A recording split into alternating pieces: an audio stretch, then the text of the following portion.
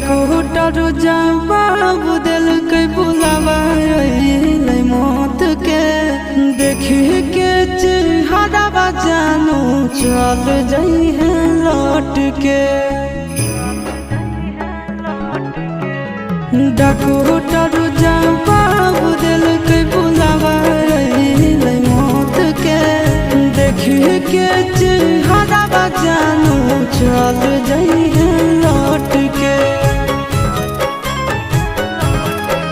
आगे अमन आलम गेला आशीष नंदन से योगी विश्वासघात कर गे।